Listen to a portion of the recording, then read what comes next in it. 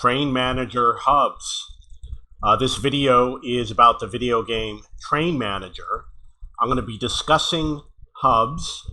I'm going to start by looking at the full map. You probably already picked a country.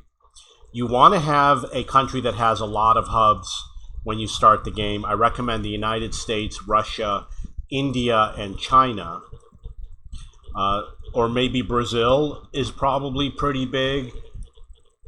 Maybe Australia. Australia doesn't have a lot of cities. The reason why is because it costs too much to unlock another country, and you're probably not going to do it. With the case of the United States, some of the hubs, like in the Northeast, the rail lines are going to be shorter. But when you come out to the western the United States, the lines have to be a lot longer. You're going to need more expensive trains in order to run the routes on the West Coast. So my recommendation is you start more towards the East Coast or Midwest. I chose Chicago because it had more tracks than any of the other hubs. There's an option called the Circle Line. My suggestion is ignore it. You're probably not going to enjoy that aspect of the game. And in terms of freight, my advice is you ignore freight because it's going to be a while before you're going to get into freight trains. You're probably going to want to run passenger trains. So the hubs that you own are denoted by this little icon. And over here it says it's a station. It says it's loading the track network. It's going to draw a little diagram of the network. It's not very useful, unfortunately. I think they designed this so that it's easy. It's supposed to be designed for a cell phone, and unfortunately very limited. But you can see you've got all these different tracks over here. Chicago is actually rather quite complicated. And the information, for example, the longest track is not useful. Connecting tracks is not useful. Station coverage. None of this information is really going to be useful. The subsidy, if you really want to micromanage the game, having a high subsidy is probably good. And the locomotives connected to Chicago, none of this information is really useful. So I'm going to move you to a smaller hub and we can compare with what you just saw. There should be one right here, right? This one's Nashville.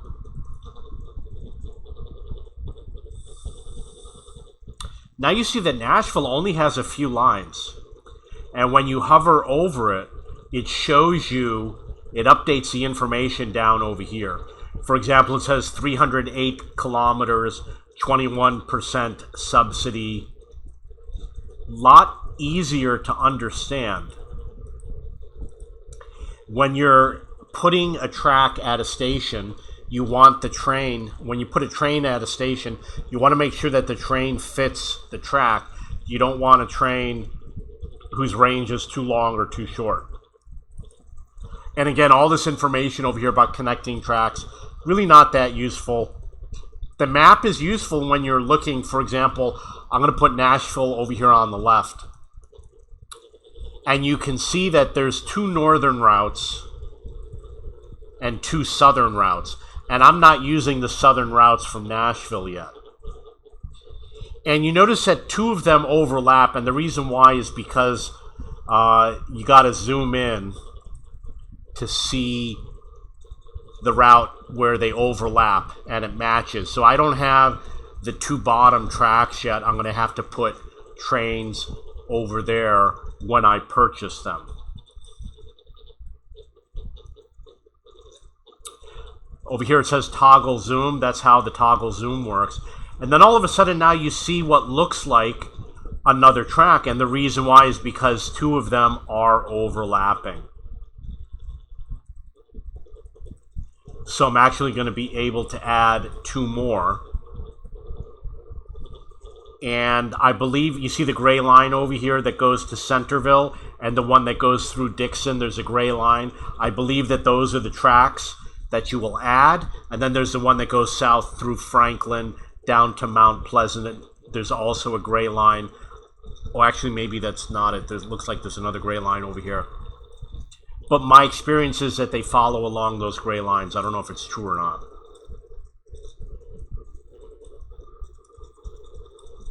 So the next thing you're going to notice is that there's an option over here that says purchase.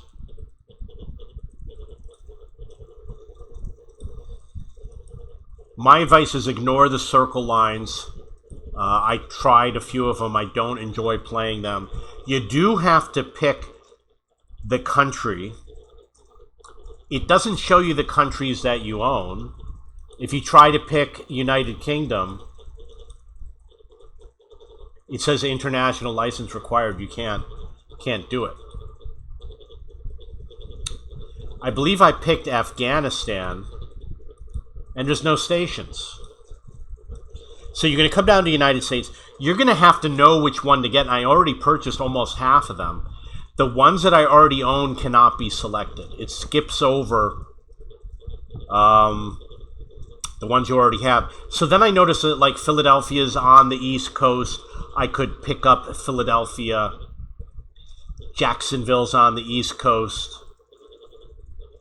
The rest of them, actually Denver would be in the Midwest, connecting over. The rest of them are all definitely on the West Coast. So if I want to head south, I'm going to pick Jacksonville. If I want a long route, I would probably pick Denver. And I've got a lot of trains to buy still. The other thing that I notice is that all of the stations are the same price. This one's 1.3. And it shows you obviously this track layout. See, we got some long lines over here. 4,000 kilometers. So I'm going to check Denver just to see if I verify. It should be alphabetized. If it's going to have long tracks. 4,000, 4,800. It looks like this is the 4226 goes from Chicago to Los Angeles. It was the same track that I highlighted from Los Angeles. And obviously I can highlight it from Chicago. So Jacksonville is going to be one of the other ones that I'm considering. And obviously Jacksonville is going to be the better purchase because it's got a lot of tracks coming out of it. So I'm probably going to take Jacksonville. It looks like it's going to be a good deal.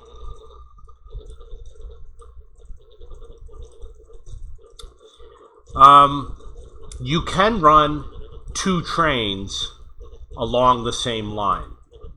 If you're starting out and you have a low number of passengers, it should not impact your demand very much. And if you only do a few departs per day, I don't do that many, and I don't play every day.